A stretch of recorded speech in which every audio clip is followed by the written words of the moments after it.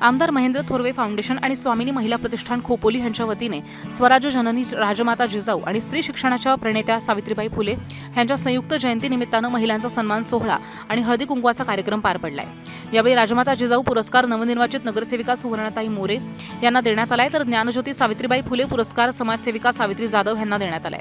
तर उपस्थित महिलांना हळदी कुंकू कार्यक्रम पार पडलेला आहे। या कार्यक्रमाला खोपोलीचे नगराध्यक्ष कुलदीपक शेंडे, उपनगराध्यक्ष विक्रम सावळे,